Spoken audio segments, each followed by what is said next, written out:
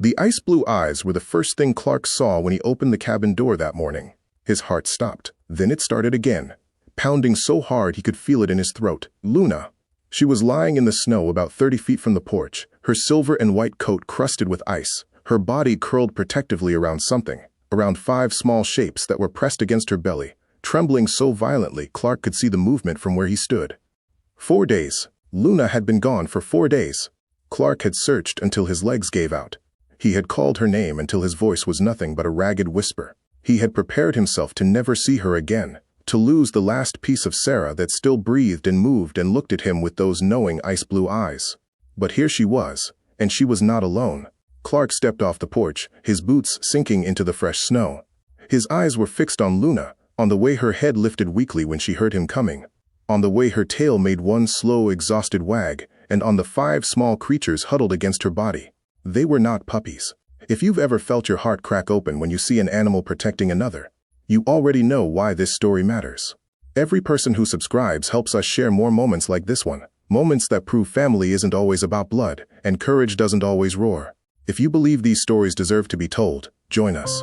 Hit that subscribe button, because what happens next in Clark and Luna's journey will change how you see loyalty forever. To understand how Clark ended up standing in the snow that morning, watching his dying dog protect 5 wild predators she had no biological reason to save, we need to go back to a remote cabin near Denali, Alaska, surrounded by 50 miles of frozen wilderness in every direction. Back to a time when Clark's life was not silent, when the dark room was not covered in dust, when the word home still meant something more than just walls and a roof. Clark Bernard was 63 years old, and he had been a widower for 3 years. Sarah, his wife of 35 years, had died on a Thursday morning in early spring. Ovarian cancer. The doctors had given her a year. She lasted 7 months. Those final months were a brutal countdown of hospital corridors and morphine drips and hopes that kept shrinking until they disappeared entirely. Clark had abandoned every assignment, every expedition. He had learned to clean feeding tubes and sleep in a chair beside her bed because she panicked when she woke up alone. When she died, something inside him died too. If this moment resonates with you, stay with us. This is just the beginning of an impossible journey that will test everything Clark thought he knew about survival, family, and second chances. Subscribe now, because the next chapter reveals Luna's desperate secret and the shocking choice Clark must make that will change all their lives forever. Clark stopped 5 feet away from Luna and the cubs, his breath forming white clouds in the frigid air. The animals pressed against Luna were wild. He could see that immediately. Their fur was tawny gold with bold black stripes. Their ears were small and rounded. Their eyes, when they looked up at him, were wide with fear, but also with something that looked almost like hope. Tiger cubs. 5 of them, so young their eyes still had that bluish tint of infancy, so thin Clark could count their ribs through their spotted fur. Luna made a sound. It was not a bark or a whine. It was something in between, something that seemed to say, please, and help, and, these are mine, all at once. Her ice-blue eyes met Clark's, and in that moment he understood. She had not gotten lost in the storm. She had gone out into it on purpose. She had found these orphans somewhere in the frozen wilderness, and instead of leaving them to die, she had stayed with them for 4 days, keeping them warm with her own body heat, refusing to abandon them even as the temperature dropped and the snow piled higher, and her own strength faded. The first day Luna disappeared, Clark had assumed she was doing what huskies do, running. Luna was pure energy, a force of nature that needed to burn off excess steam. She would sometimes vanish for hours, chasing rabbits or exploring the tree line, always returning by nightfall with her tongue hanging out and her eyes bright with joy. But when darkness fell on that first day and she didn't come home, Clark felt the first cold finger of dread touch his spine. He stood on the porch calling her name until his throat was raw. He scanned the horizon with binoculars until his eyes ached. Nothing. Just endless white and the howling wind. The second day, he organized a search pattern. He marked a grid on his topographic map and set out at dawn with supplies, flares, and Luna's favorite treats. He trudged through snow up to his thighs, calling her name every 30 seconds. He checked every ravine, every cluster of trees, every place she had ever explored. The wind was picking up, the temperature dropping. The blizzard was intensifying, and Clark knew that even Luna, built for this environment, could not survive indefinitely in these conditions. By the third day, Clark was running on adrenaline and desperation. He had barely slept, barely eaten. His face was wind-burned and frost-nipped. His fingers were numb inside his gloves. He pushed himself beyond rational limits, searching areas he had already covered, hoping against hope that he had missed something. He thought about Sarah constantly during those hours of searching, how she would have handled this crisis, what she would have said to comfort him. He remembered the day they brought Luna home as a puppy, how Sarah had held the tiny ball of fur against her chest and whispered, "She's going to outlive us both, Clark. She's going to make sure you don't give up when I'm gone." The memory broke something inside him. Clark collapsed in the snow on that third afternoon, his body finally refusing to obey his commands. He knelt there in the white silence and let himself cry for the first time since Sarah's funeral. He cried for his wife. He cried for his dog. He cried for the life he used to have when he still believed the universe was fair. Eventually, he crawled back to the cabin. He sat by the fire, staring at Luna's empty bed, and made a dark promise to himself. If Luna didn't come back by morning, he wouldn't stay either. There was no point. The cabin, the isolation, the careful survival. It had all been built around the idea that he still had one living thing to care for. Without Luna, he was just a ghost haunting a frozen wasteland. The fourth morning, the wind finally died. Clark opened the door to throw out Luna's old water bowl, unable to look at it anymore. That's when he saw the ice blue eyes. That's when his heart stopped and started again. That's when everything changed. The first challenge was getting them all inside. Luna could barely stand. The cubs were too terrified to move without her leading them. And Clark was standing there in the freezing cold, trying to figure out how to convince 5 wild tiger cubs that a human was safe. "Come on, girl," he whispered to Luna. "Bring them home." Luna lifted her head, looked at the cubs, then back at Clark. She struggled to her feet, her legs shaking with exhaustion. The cubs immediately pressed closer to her, their tiny bodies clinging to her warmth. Slowly, painfully, Luna took a step toward the cabin. The cubs followed. Another step. Another. It took 15 minutes to cover 30 feet, but finally, they were all on the porch. Getting them down to the basement was easier. Clark had converted the underground space years ago for darkroom work, but he had never used it after Sarah died. Now, looking at it with new eyes, he realized it was perfect. Insulated, windowless, warm. A den. He carried Luna down first. She was too weak to manage the stairs. The cubs followed her immediately, tumbling down the steps in their desperation to stay close to their protector.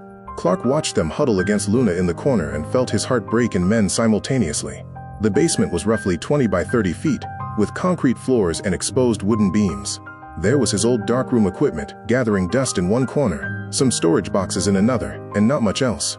Clark's mind began racing through logistics. Heat, food, water, medical care for Luna, secrecy. The cubs would grow. Fast. How fast? He didn't know. He knew nothing about raising tigers. First things first, warmth. He hauled down every spare blanket he owned and created a massive nest in the corner. The cubs burrowed into it immediately, their small bodies finally stopping their violent shivering.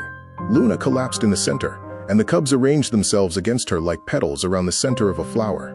Next, water. Clark brought down a large basin and filled it with lukewarm water. The cubs were too scared to approach, but Luna lifted her head and drank deeply. That was good. She was dehydrated but responsive. Food was the real problem. Clark had some venison in the freezer from a caribou he had shot in the fall. He thawed chunks of it in warm water, then placed them near the nest. The cubs wouldn't touch it. They just stared at the red meat with confused, hungry eyes. They were too young. They needed milk, or at least something softer. Clark went back upstairs and ransacked his supplies. He had powdered milk for his coffee. Not ideal, but better than nothing. He mixed it with warm water and ground venison, creating a sort of meat slurry. He put it in shallow bowls and placed them near the cubs. Still nothing. They were too frightened of him. Then Luna did something extraordinary. She lifted herself up, limped over to the nearest bowl, and began to lap at the mixture. The cubs watched her intently. Then, one by one, they crept forward and began to eat. It was clumsy and messy. They got more on their fur than in their mouths, but they were eating. Clark sat on the stairs and watched this impossible scene unfold. A husky teaching tiger cubs how to eat from a bowl. A dog mothering apex predators. It shouldn't work. It violated every rule of nature he understood, but it was working. He spent the rest of that day making the basement livable. He installed a space heater, brought down old rugs to cover the cold concrete, set up a corner for waste. He checked on Luna constantly, examining her paws for frostbite, feeling her ribs through her fur. She was dangerously thin. She had given everything to those cubs. That night, Clark lay in his bed upstairs, listening to the silence of the cabin. For the first time in 4 days, he felt the tension drain from his body.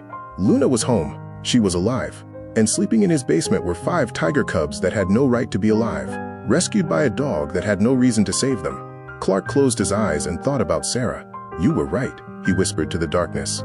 "She did make sure I didn't give up." Luna didn't improve. By the third day, Clark knew she was in serious trouble. She hadn't eaten anything despite his efforts to tempt her with her favorite foods. She would drink water, but only when he held the bowl to her mouth. Her breathing was labored, and when he pressed his ear to her side, he could hear a rattling sound in her lungs. Pneumonia, probably. 4 days in sub-zero temperatures, giving all her body heat to the cubs, had destroyed her reserves.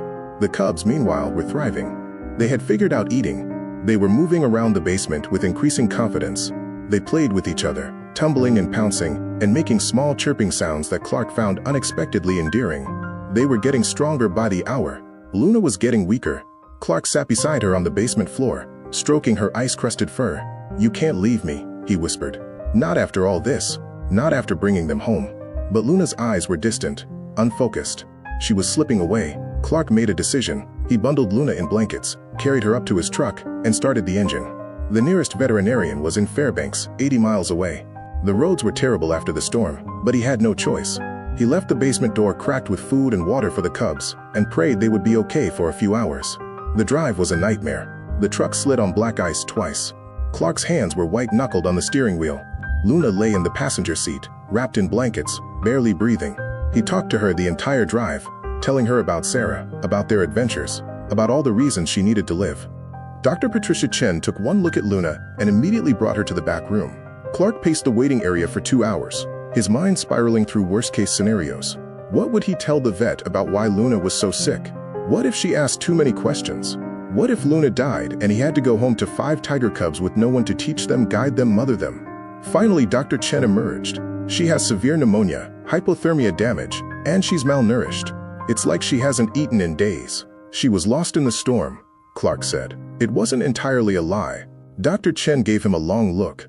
"Clark, I've known you for 5 years. You're the most careful dog owner I've ever met. How did Luna get lost?" "She broke through a window screen. She must have heard something outside."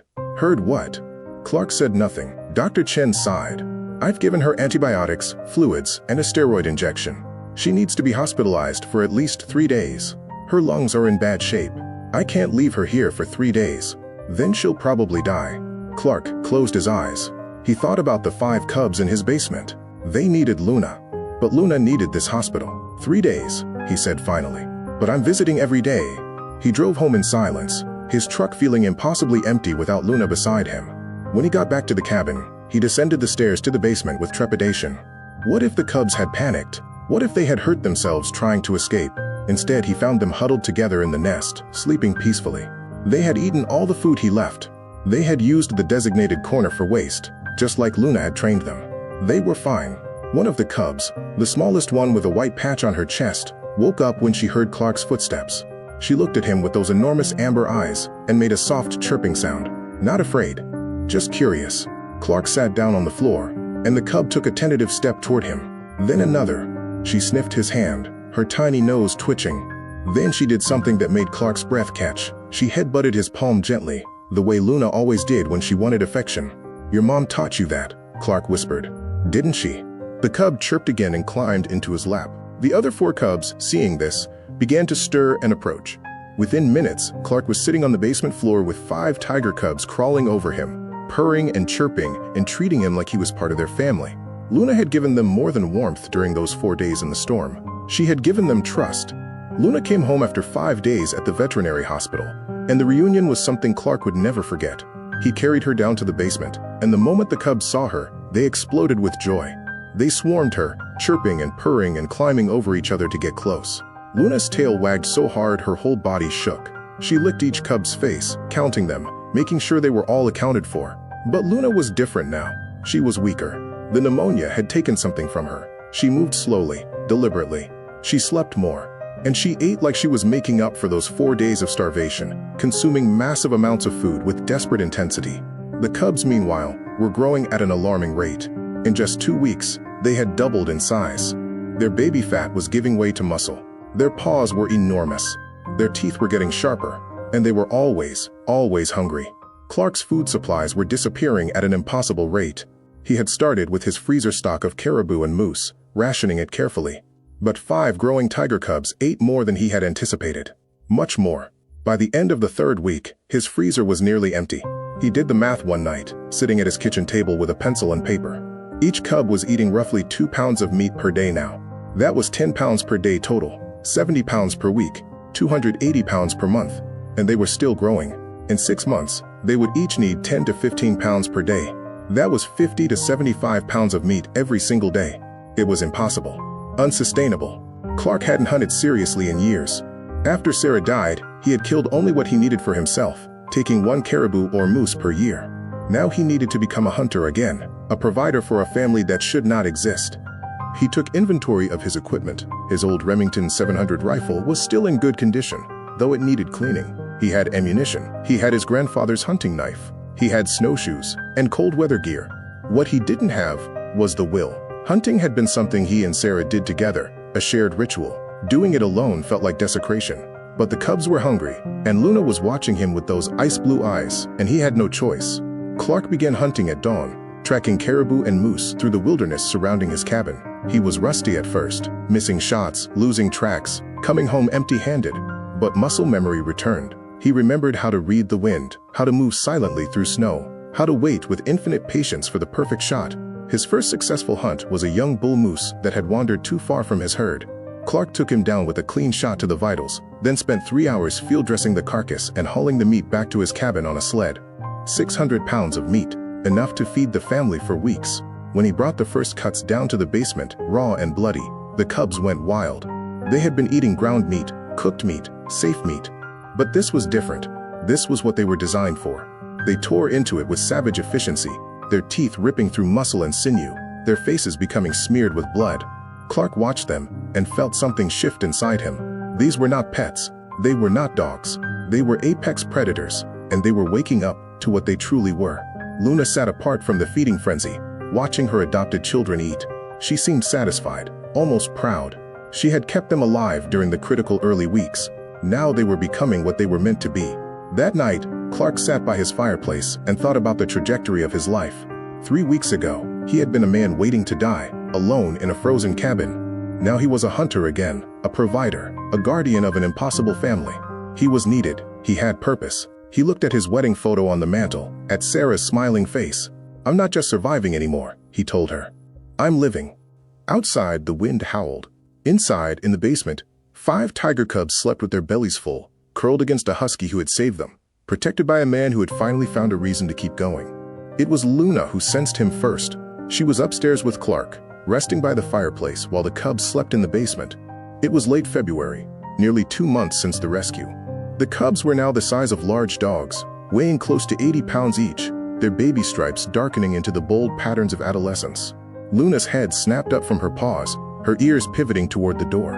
A low growl rumbled from her chest, something Clark had never heard from her before. The hackles rose along her spine. Her ice-blue eyes were fixed on the door with laser intensity. "What is it, girl?" Clark moved to the window and peered through the frost-crusted glass. At first, he saw nothing but the endless white landscape. Then, movement. A figure on a snowmobile, about half a mile out, moving slowly along the tree line. Clark's heart began to pound. In the 3 years he had lived here, he had never had an unexpected visitor. The cabin was too remote, too far off any established trail. The snowmobile stopped.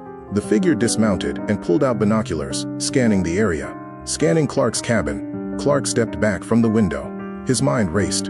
Who was this? A lost traveler? Unlikely. This area was 50 miles from the nearest road. A state trooper? Even more unlikely. They had no reason to be out here. A hunter or trapper? Possible. But why stop here? Why observe the cabin? Luna continued to growl, her body tense and ready. Clark placed a hand on her head. "Quiet, girl. It's okay." But it wasn't okay. Because at that moment, from the basement, came a sound that made Clark's blood freeze. A roar. Not loud, not yet at full power, but unmistakable. One of the cubs, probably startled by Luna's distress, had vocalized. The sound carried through the cabin's wooden walls and out into the crisp winter air. Clark watched through the window as the figure on the snowmobile lowered the binoculars and turned his head toward the cabin.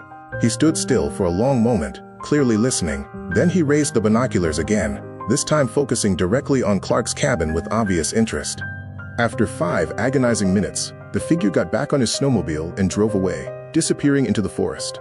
But Clark knew what had just happened. Someone had heard something. Someone was curious. Someone might come back. He went to his gun safe and pulled out his rifle, loading it and placing it by the door. Then he descended to the basement. The cubs were awake now, pacing nervously. They had sensed the threat through Luna's reaction, through Clark's anxiety. They were no longer small, helpless infants. They were becoming powerful, dangerous animals with protective instincts. Clark spent the rest of that day reinforcing his security. He checked every window, every door. He covered the basement windows with thick blankets to muffle any sound.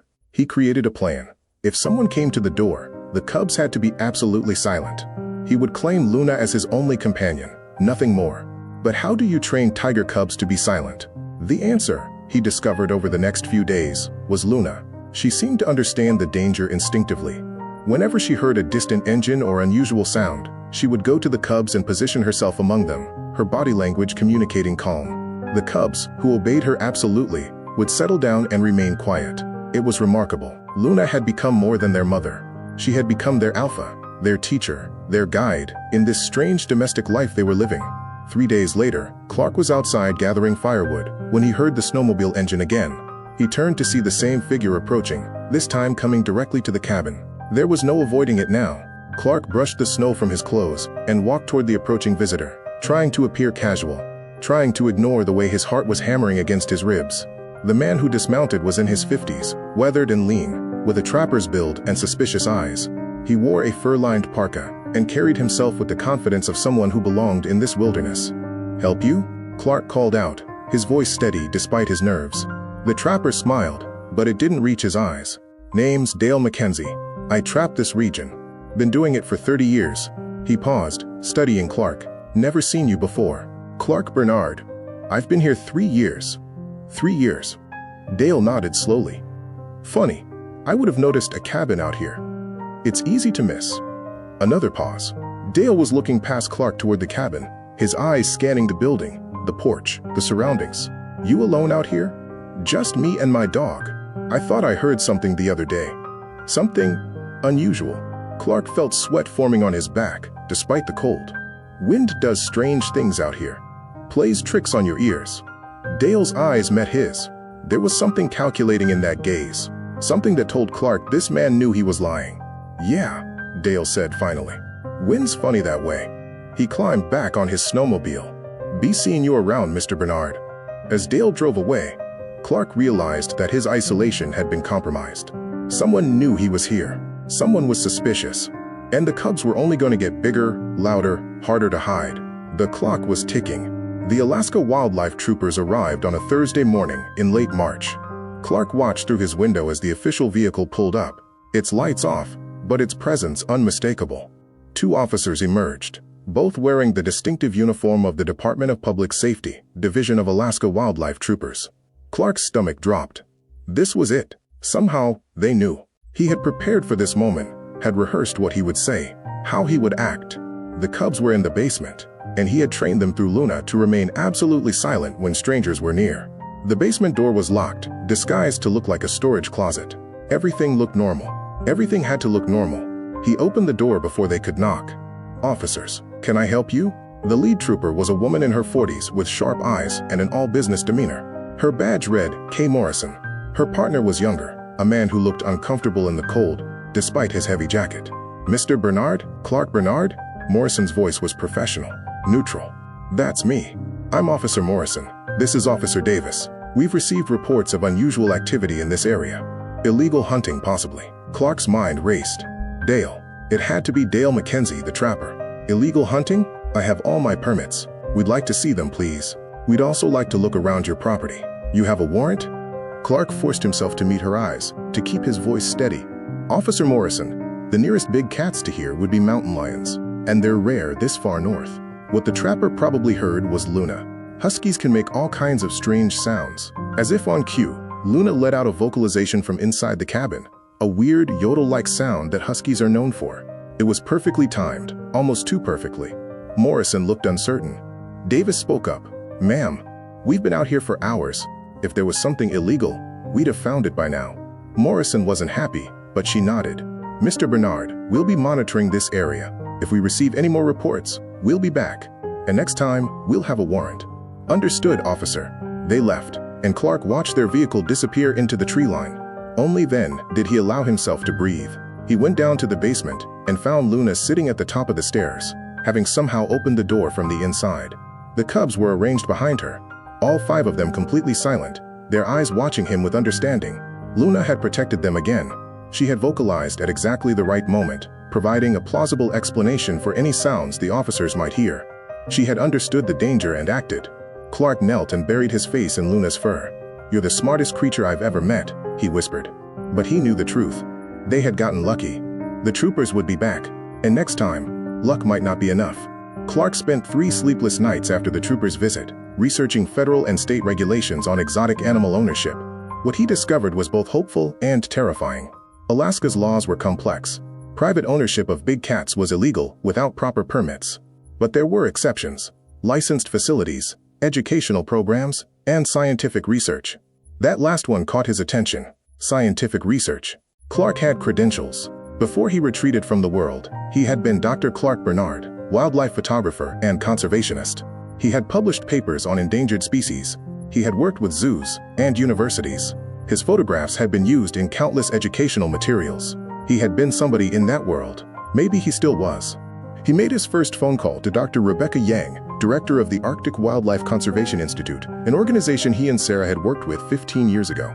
She answered on the 3rd ring. "Rebecca, it's Clark Bernard." There was a long pause. "Clark? My God, we thought you disappeared. Sarah's funeral was the last time anyone saw you. I needed time." 3 years is more than time, Clark. That's isolation." Her voice softened. "How are you? I need a favor. A big one." He explained his situation, carefully editing the details. He told her about finding 5 orphaned Siberian tiger cubs during a blizzard, about their mother being killed by poachers, about how he had taken them in temporarily to save their lives. He told her he needed legal protection to keep them, to raise them, to prevent them from being euthanized or shipped to a substandard facility.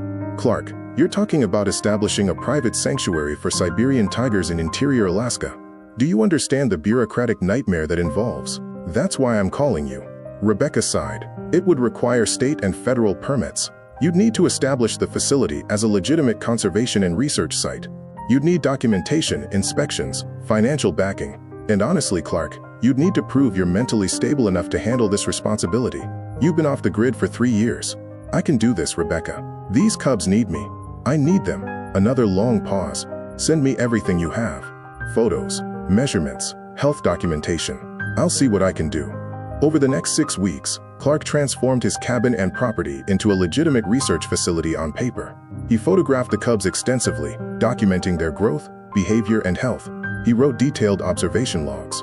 He converted his basement into a proper enclosure, with temperature control and enrichment features. He built an outdoor habitat using every dollar of Sarah's life insurance money, creating a 3-acre enclosed space with natural features, climbing structures, and shelter. The cubs were 5 months old now, each weighing close to 150 pounds. They were too large for the basement, but still too young to be fully independent. Luna supervised their transition to the outdoor habitat, teaching them how to navigate the space, where to drink, where to shelter. Rebecca worked miracles with the paperwork. She connected Clark with sympathetic officials, leveraged old relationships, and argued that Clark's facility represented a unique opportunity to study Siberian tiger behavior in a subarctic environment, research that could inform conservation efforts in their native Russian habitat. The crucial inspection happened in May.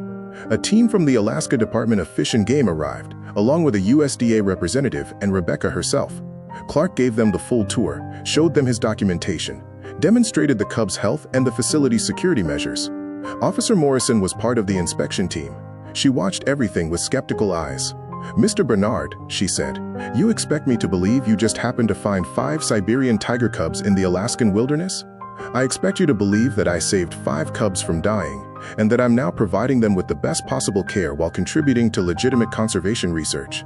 Morrison looked at the cubs, who were playing in their outdoor habitat under Luna's watchful supervision. One of them, the smallest female with the white chest patch, bounded up to the fence and made a friendly chirping sound like a house cat.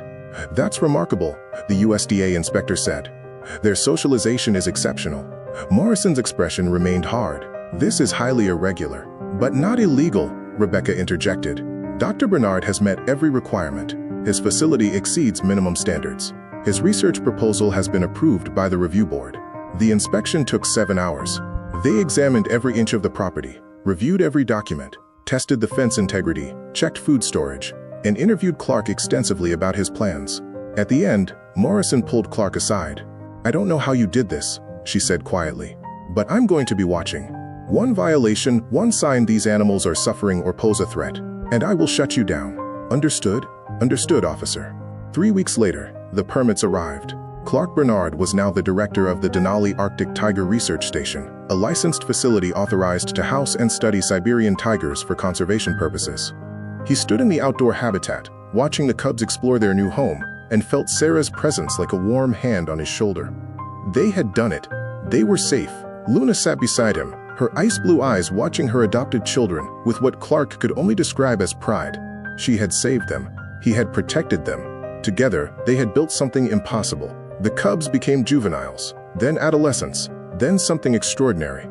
Fully grown Siberian tigers living in the heart of Alaska. By their second winter, each weighed over 400 pounds.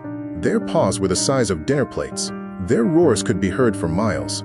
And yet, they remained Luna's children. Clark watched this transformation with a mixture of awe and melancholy.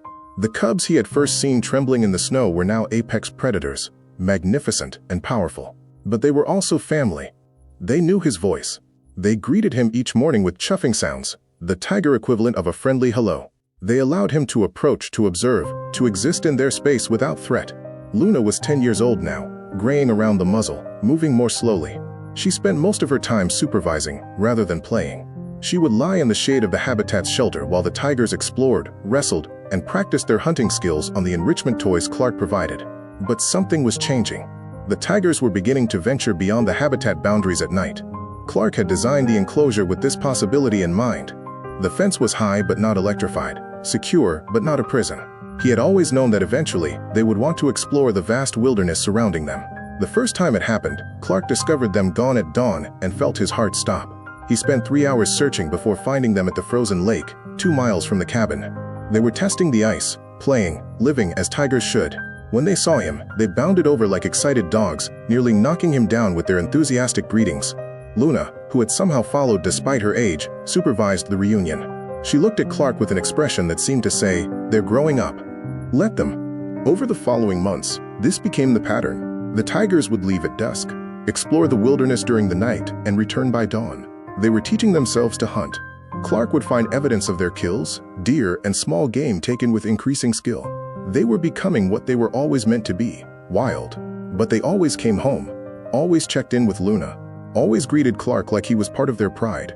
The bittersweet reality settled over Clark like the first snow of autumn. He had saved them as cubs. He had raised them with Luna's help. But they were not meant to live in an enclosure forever. They needed the forest. They needed freedom. He consulted with Rebecca and other conservationists. The consensus was unanimous. The tigers had successfully adapted to their environment. They were hunting competently. They showed no signs of human dependence or aggression. They had, against all odds, become wild tigers who chose to maintain a connection with the humans who raised them. "This is extraordinary, Clark," Rebecca told him during one of her visits. "You've essentially created the world's only free-ranging Siberian tiger population in North America. They are not captive. They're not dependent. They're choosing to stay in this territory. They're staying because of Luna," Clark said. "She's their anchor." Rebecca nodded slowly. What happens when Luna's gone? It was the question Clark tried not to think about. Luna was aging rapidly now. Her muzzle was more gray than silver. She slept most of the day. She moved with the careful deliberation of someone whose joints ached. She was reaching the end of a life lived with extraordinary purpose. One evening in late fall, Clark sat with Luna on the porch. The 5 tigers were visible at the tree line, massive silhouettes against the darkening sky. They were waiting, as they always did, for Luna's signal that it was time to settle for the night. "You did it, girl," Clark whispered, his hand in her thick fur. "You saved them. You taught them how to be tigers and how to be family. You did the impossible." Luna's tail thumped once against the wooden planks. Her ice-blue eyes, dimmer now but still knowing, met his. In that moment, Clark understood what she had always known. Love is not about possession. It's about giving someone the tools to thrive, then trusting them to fly. The tigers would stay as long as Luna lived. But after, Clark didn't know. And maybe that was okay. Maybe that was the point. He had learned to let go, to love without clinging, to understand that the greatest gift you can give someone is the freedom to become who they're meant to be. even if that means losing them. Luna was dying, and she knew it. Clark could see it in the way she moved now, careful and deliberate, like someone navigating a world made of glass. She was 12 years old, ancient for a husky who had lived as hard as she had. The veterinarian in Fairbanks had given her 6 months. That was 8 months ago. It was late February, 5 years since the rescue. The tigers were now fully mature, each weighing over 450 pounds. They spent most of their time in the forest but still returned to the cabin territory regularly, checking on their aging mother. On her last day, Luna couldn't stand anymore. Clark carried her to her favorite spot by the fireplace and laid her down on the thick bearskin rug Sarah had bought in their first year of marriage. He sat beside her, one hand buried in her silver fur, and he talked to her. He told her about Sarah, about how they would both be waiting for her. He told her about the life she had given him back. He told her she was the bravest thing he had ever known. The tigers knew. They gathered outside the cabin that evening, all 5 of them, sitting in the snow like silent guardians. They didn't try to come inside. They just waited, keeping vigil for the husky who had saved them, raised them, loved them, when no one else would. Luna's ice-blue eyes found Clark's one last time. Her tail thumped twice against the floor. And then, with a soft exhale that sounded almost like contentment, she was gone. Clark buried her at dawn in the clearing behind the cabin where the sun hit first in the morning.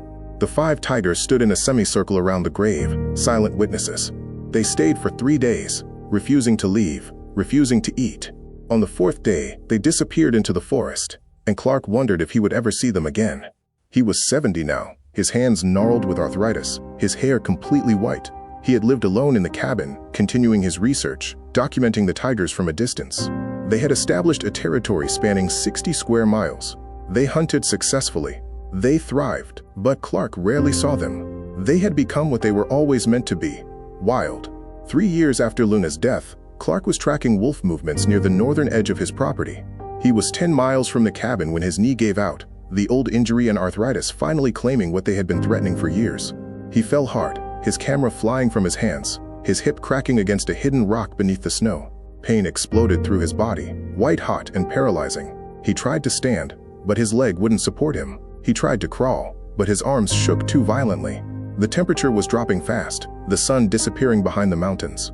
He had maybe 2 hours before hypothermia became irreversible. Clark lay back in the snow and looked up at the darkening sky. This was how it ended then. Alone in the wilderness he loved. He thought about Sarah. He thought about Luna. He closed his eyes and accepted it. He must have drifted off, because when he opened his eyes again, it was nearly dark. But he wasn't cold. He was warm. Impossibly warm, like lying beside a furnace. He could feel something breathing, massive lungs expanding in rhythm. He could feel weight pressing against him from all sides, heavy and alive. Clark turned his head. The 5 tigers had surrounded him. They were pressed against his body in a tight circle, their enormous forms creating a living barrier against the wind. Their thick fur radiated heat, their combined body temperature turning the snow around them into a puddle of meltwater. They had saved him, just like Luna had saved them in that blizzard so many years ago. The largest male, the one with a scar across his left eye, lifted his massive head and looked at Clark. Those amber eyes held recognition. Family. Love. Thank you. Clark whispered, his voice breaking. Thank you for coming back. They stayed with him through the night, through the freezing dark. When dawn came, when he was strong enough to stand with their support, they walked him home, all 5 of them, moving slowly so he could keep pace, refusing to leave his side until he was safely back inside. Clark stood on the porch and watched them disappear into the trees. He understood now. This was Luna's legacy. She had taught them that family isn't about blood or species. It's about who stays when the storm comes. It's about who comes back when you're dying in the snow. If this story moved you, there's one more thing you can do to honor Luna's legacy.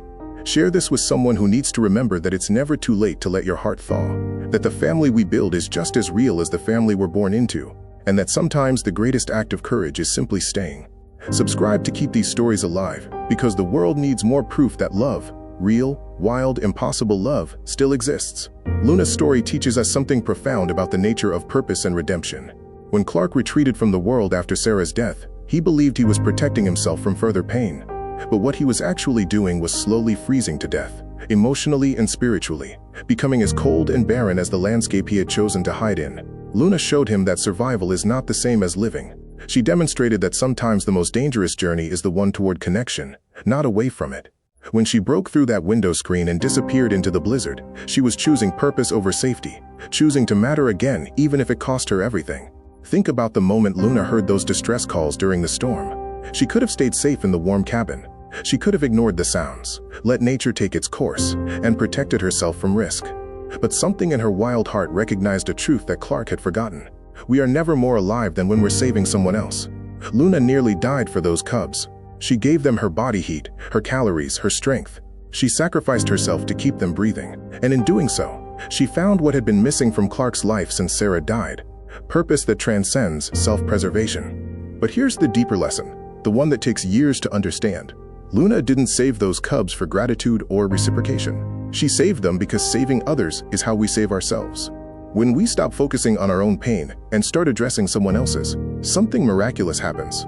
Our wounds begin to heal not through isolation, but through connection. Clark's grief over Sarah became his qualification to save the tigers. His understanding of loss made him the perfect guardian for orphaned creatures. His broken heart was actually the thing that needed to break open. Every scar he carried, every wound from Sarah's death, became a point of connection with 5 terrified cubs who had lost their mother. This is the pattern of redemption. Rescued becomes rescuer, saved becomes savior, wounded becomes healer. The 5 tigers circling Clark in the snow years later weren't just repaying a debt. They were demonstrating that love creates cycles, not transactions. When you save someone with genuine love, you plant seeds that grow in directions you cannot predict. Luna taught those tigers more than survival skills. She taught them the language of family, the meaning of loyalty, the mathematics of sacrifice. She showed them that strength isn't always about power and dominance. Sometimes the greatest strength is pressing your warm body against something cold and vulnerable until the storm passes. We are all capable of this transformation. We all have losses that feel like they've ended our story, wounds that seem too deep to heal, grief that appears permanent.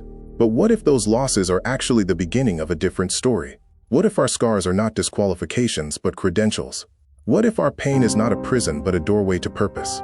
Clark thought his life ended when Sarah died. But his real life, the one with meaning and connection and purpose, didn't begin until Luna forced him to care again. She dragged him back into the world by bringing the world to his doorstep in the form of 5 impossible, demanding, life-affirming cubs. The heart, like the body, is built to survive brutal cold, but it's also built to thaw, to warm again, to shelter others when they're shivering in the dark. The question is never whether we're capable of loving again after devastating loss. The question is whether we're brave enough to break through the window and walk back into the storm. Luna knew what Clark had forgotten, that life is not meant to be observed from a safe distance like a photograph. It's meant to be lived, felt, experienced in all its beautiful and terrifying fullness. It's meant to hurt and heal, break and mend, freeze and thaw. When those 5 tigers returned to save Clark's life, they were completing the circle. But more than that, they were proving that love, real, wild, impossible love, creates legacies that outlast us. Luna's body was gone, but her spirit lived on in 5 apex predators who understood that family means coming back, no matter how far you've wandered into the wilderness. Your next step: take one action today toward connection instead of isolation. Call someone you've been avoiding. Adopt the animal you've been thinking about. Say yes to the invitation you plan to decline. Volunteer for a cause that matters. Because somewhere out there, 5 small, shivering souls are waiting for someone brave enough to walk into the storm and bring them home. Be the Luna in someone's story. Break through the window. Choose purpose over safety. Let your heart thaw. The world is cold enough. It needs your warmth.